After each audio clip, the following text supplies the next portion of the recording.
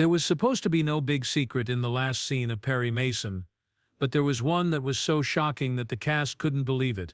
When CBS asked Raymond Burr to film one more season in color, they cut him off without even calling. When the team found out the show was over for good, they were still shooting. The person who played Perry Mason showed up to play the judge in the very last courtroom scene ever shot.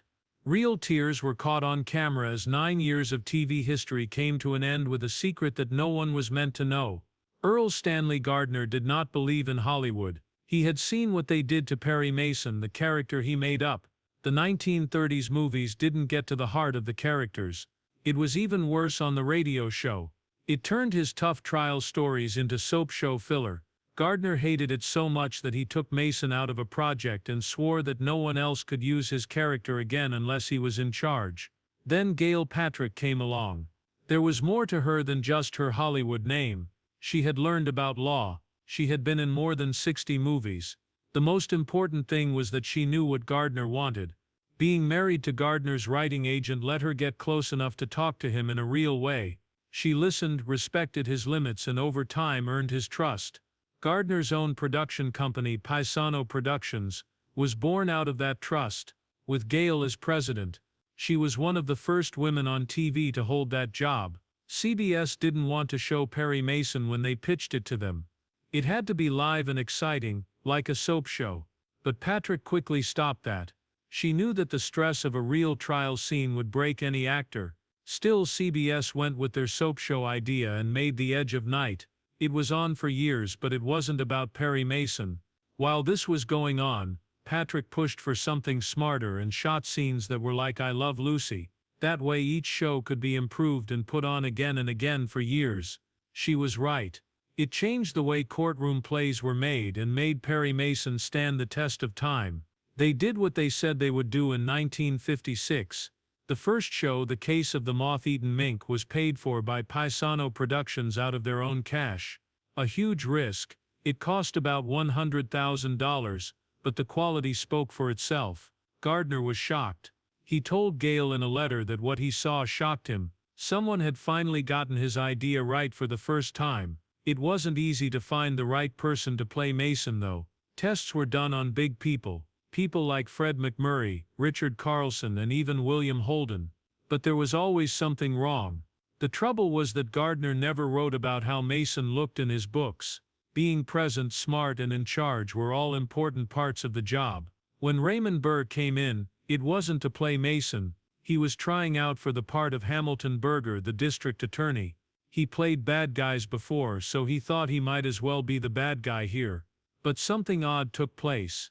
He stole the show every time he read next to someone trying out for Mason. He was in charge. He was strong. In the end, not even the creators could ignore it. It was meant to be Mason to Burr.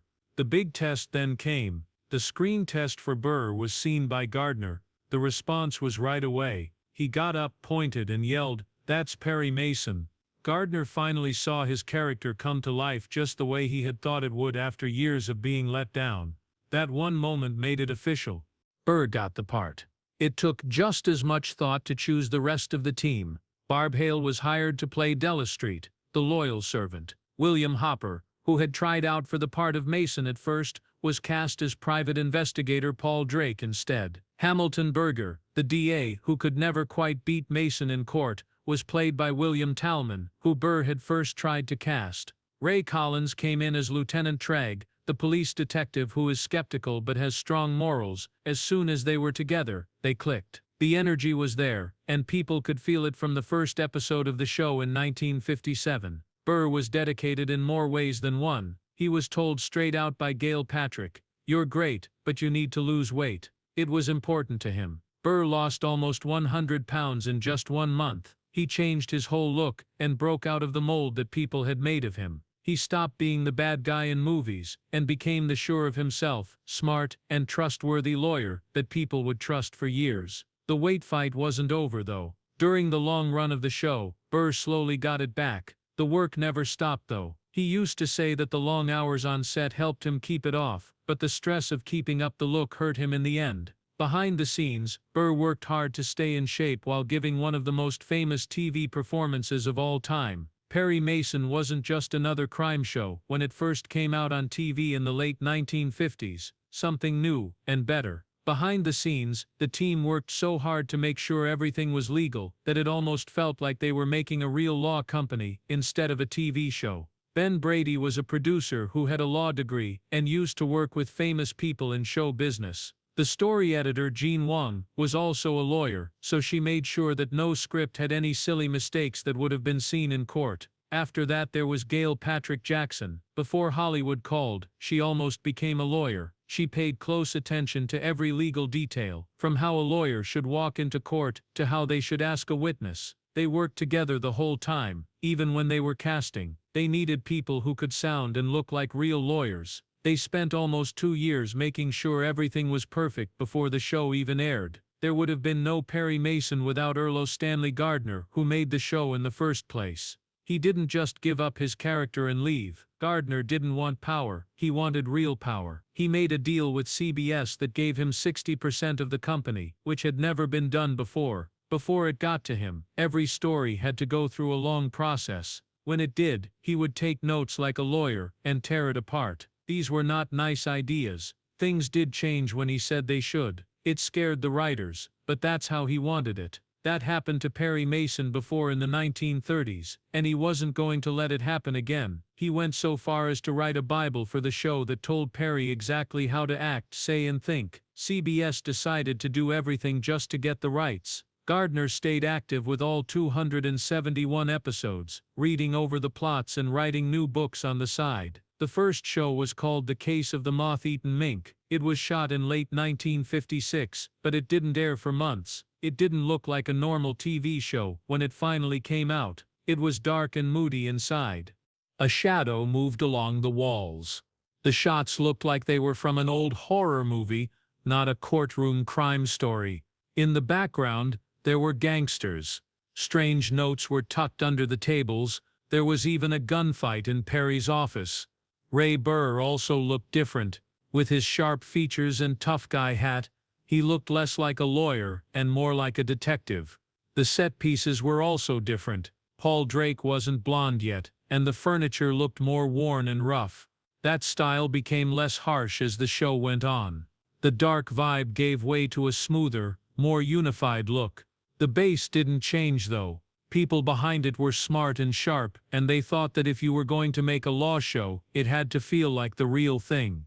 No one thought Perry Mason would become so popular on American TV in the years after it first aired in 1957. Still, people were interested in the court drama from the start. A lot of people watched it, and the numbers went up quickly.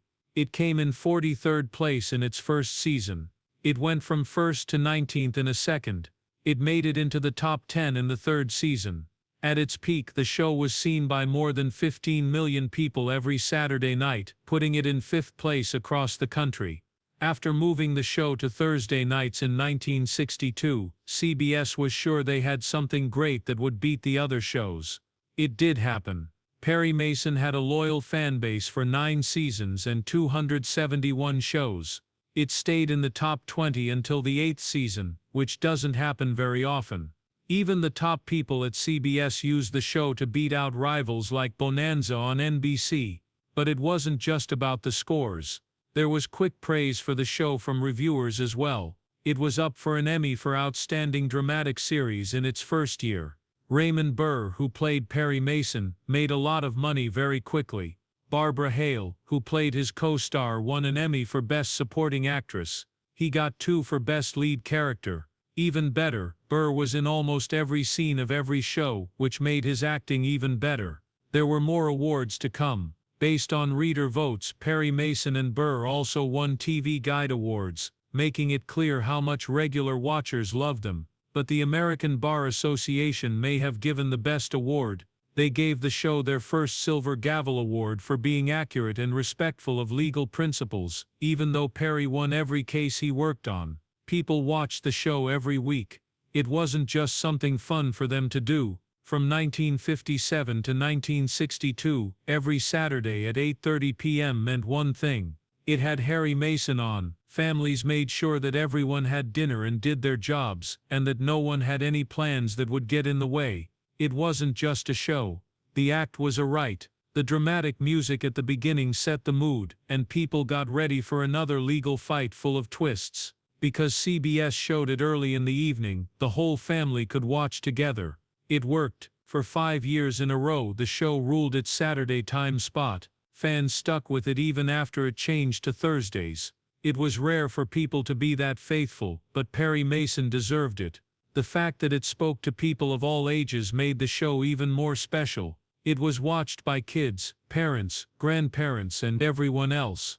It was talked about in school. A group of nuns once called CBS to report that an episode wasn't shown. A newspaper made fun of the fact that the women at St. Theodore's were just as hooked on the show as everyone else.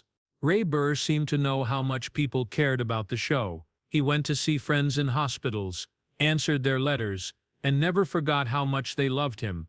The show ran from 1964 to 1966, so fans saw it through almost a decade of their lives. Some people had grown up with it. Kids who began watching when they were in elementary school were adults when the last case was over. Their love didn't end there either. People who liked Perry Mason on the show came back when the TV movies came out in 1985, showing that it wasn't just a hit show. It changed people's lives for a long time. Back when TV was at its best, Perry Mason was unbeatable. There was a pattern to every event. Perry always had something new to say in court. Someone died, and someone was blamed. He was the hero who never lost every week. But in 1963, something terrible happened. Everything was turned upside down by one event. In the case of the death sentence, Mason lost a case. Janice Barton, his client, was found guilty of killing her aunt and given the death penalty. Fans couldn't believe it when Perry's perfect run ended in an instant. Perry didn't leave though. He went back in, determined to find out the truth. January lied about where she was that night, and the real killer had carefully changed her medicine to frame her. People were so scared by the episode that it wasn't shown again for more than 20 years. After a long break, it finally played again in 1988. After only a few years, the show did something else brave. During the 9th season in 1966, one episode unexpectedly came out in color. It was the case of the twice-told twist. It had a totally different look. No longer was the courtroom feel black and white. In this case, a group of crooks took Perry's car right down to the metal. CBS did the whole thing to see if people would watch a full-color 10th season. No one had ever seen Raymond Burr's blue eyes before they became clear, but things weren't always easy. It looked like pink foam when fake blood was used. Some fans thought the color made it look fake, like a play. One watcher said it made them think of the first time they saw Bonanza in color. It didn't seem real. The show was stopped right after that episode, so it was the only one that was colored. In the beginning of 1959, Perry Mason did something that wasn't common at the time. Japanese figures and actresses were at the center of the case of the blushing pearls. A young George Take and Nobu McCarthy both played the accused, and this was made before Star Trek. The episode was set in Little Tokyo, and had scenes in Japanese restaurants. The music was influenced by traditional styles, and the story didn't make fun of Japanese culture. There was even Bill Walker, who played a night watchman, and was the first black character to have a scene where he spoke. Even George Takei's future seemed to have a strange link to it. Pearls from the Sulu Seas is talked about in the show, which seems like a strange little hint at the part he'd later make famous. But not all of those brave moves worked out. In 1963, there was a black judge on the show called The Skeleton in the Closet. It should have been a moment that changed the world. The judge was played by Vince Townsend Jr., a prominent lawyer in real life. He didn't say anything though. No one even gave him credit. It felt strange and empty during the whole hearing, because the lawyers never spoke out against anything because they didn't want to give the judge any ideas. It wasn't a mistake. It was planned to be this way. It was so clear that there was quiet that the press began to write about it. The show seemed to be trying to be progressive without really being progressive. They could have broken down walls, but instead, they chose to keep them quiet.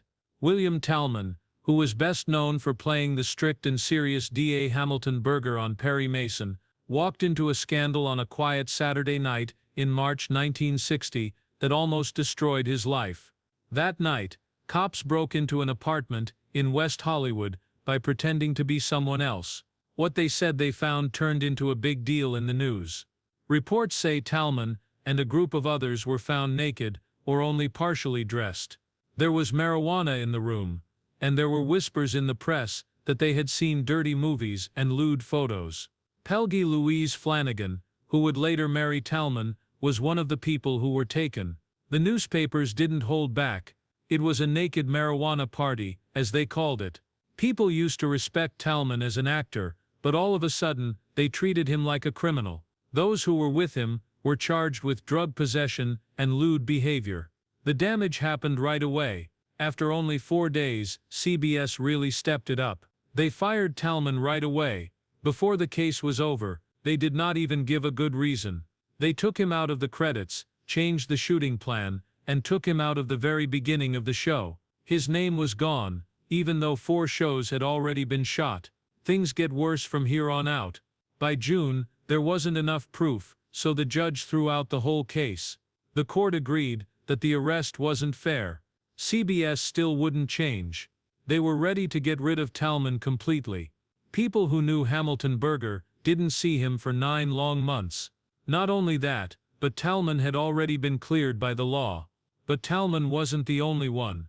The cast of Perry Mason stood by him with a shocking amount of strength. When he played Perry Mason, Raymond Burr wouldn't let the network get away with it. Gail Patrick Jackson, the director, did the same. They fought back hard, and they even hinted that they might not sign new contracts with them unless Talman came back. Hollywood didn't have a lot of people like that. He was backed by even Earl Stanley Gardner, who created Perry Mason, and is generally very quiet. The fans also did their part. CBS got a lot of angry letters from fans asking for Talman's return. People who review TV shows said it was cruel and unfair to punish someone who hadn't done anything wrong. Every week, Talman lost a court case on screen, but everyone was on his side off screen. They finally gave in December 1960, but they did it in a quiet way. There was no announcement or apology. It was just a quiet return to everyday life. Talman was back on the show, and the 9-month incident was not talked about in his return episode. Like nothing had happened, he picked up right where he left off. But something did. He had lost his job, been shamed in public, and was on the verge of losing his future. He was angry, but he never showed it. He played Berger until the last show in 1966. In all, he was in more than 200 episodes. He even made a joke that Hamilton Berger wasn't really a loser because in a fair justice system, not convicting someone who isn't guilty is a win. It was a humble and unique point of view, especially in a field where second chances aren't common. While Talman was getting his career back on track, another Perry Mason player was slowly fading from view. Sergeant Tragg was played by Ray Collins, who had been on the show since the beginning, but by 1960, his health was getting worse because he had smoked for so long. He had emphysema, which made it hard for him to breathe and move. He showed up less and less over time. The makers knew they had to get ready for his leave, so they cast Wesley Lau as Lieutenant Andy Anderson to take over time. Collins stayed as long as he could, but it was getting harder for him to remember his lines, and the work was making him tired. His last show was made in 1963, but it didn't air until early 1964. The team wouldn't let him fade into the background even back then. Ray Burr was worn out. He wasn't going to play Perry Mason any longer after almost 10 years. He was known as the great defense lawyer who never lost a case since 1957. It was hard on them behind the scenes though. He was worn out from working long hours, writing endless plots and shooting all the time. He worked 14 to 16 hours a day for most of the 150 shows he had to get through by 1962, 24 hours a day. He had lost a lot of weight before getting the part, but the show and the stress were making it hard for him to keep it off. He wanted to go. He was ready to go. CBS didn't want to lose him, so they thought they'd try something new. They told him they needed him and he knew it. They kept making emotional pleas and giving more money and perks. Fans were still sending a lot of letters to the studio, and a lot of them were written directly to him. Burr didn't want to let them down, or the group he had been with for a long time. He stayed even though he no longer cared about it. Then 1966 came along. Burr was ready to leave, but CBS still had one more card to play. They told him it would be different after one more season, and asked him to stay. It would be shot in color this time. It was a big deal. Few shows were in color at that time, but more and more were being shown in black and white. A color TV was still only in about 10% of homes, but that number was growing quickly, and companies were willing to pay a lot of money for color ads. CBS thought that giving Perry Mason a new bright look would help it get more viewers. To show Burr how it could look, they even made a test episode. He said no at first. His body was tired and angry, but they played the loyalty card again, telling him about the people, the past and the promises. Burr gave up in the end. He decided to do one more season because he was ready to give it his all, but after only a few weeks, everything broke down. When Burr read the news, he was at home reading a business paper. Perry Mason was no longer airing. There was no meeting or phone call, not even an alert. He learned it the same way everyone else did. After 9 years, 271 shows, and giving the part his all, CBS fired the star without telling him. These people had just begged him to stay and offered him big things, so it hurt. It wasn't just a personal insult. The whole group was shocked. William Hopper and Barbara Hale, who had been with the show from the beginning, were shocked. It got even worse when the news came out. While they were making the last show, the case of the final fade-out in the last story took on a strange symbolic meaning. The cast and crew were all seen on camera, and in the last scene the original author Early Stanley Gardner played the judge. There was a strange, sad energy to the whole shoot. The end seemed to come too quickly, and without much respect. In reality, it had been clear for a year. In 1965, CBS did something risky that almost certainly would not work out. They switched Perry Mason's time slot so it would not air on Thursday nights, but instead right next to Bonanza, the TV show that everyone watches. Perry Mason used to get more viewers than Bonanza back in the late 1950s. But that wasn't true anymore by the middle of the 1960s. Bonanza was a huge hit. During the week, over a third of all American TV watchers watched it on Sunday nights. Perry Mason was not able to do well. Ratings dropped sharply. A TV show that used to be one of the most watched dropped all the way out of the top 40. CBS bet that they would lose. And when it didn't work, they didn't think twice about ending it. The last episode of Perry Mason was shot in a very busy week in April 19th, from December 12th to January 19th. That week wasn't just the end of a TV show, it was also the end of a run. The cast and crew had to work hard for 9 years straight, on one of the busiest production plans TV had ever seen. They had filmed 271 shows since April 1957. Not only that, but each one cost around $100,000 back then, which is about $830,000 today. However, Raymond Burr felt the stress the most. He was in almost every scene in the first few seasons. He once said he didn't have a life outside of Perry Mason. He didn't go home. He lived on the land. He would often start his day at 3 a.m. to learn lines, and he would sometimes still be remembering them at 9 a.m. when shooting would start. Burr was worn out by that pace, and by the 5th season he was ready to leave. But CBS kept trying to get him to stay, and in the end he agreed to do one more season. The last season was the first time the show did that. Even though it was shot in color, the irony was very strong. CBS ended the show just 3 weeks after Burr agreed to keep it going. Luckily, the makers had enough time to plan a good ending, which put an end to a show that had become a mainstay of American TV.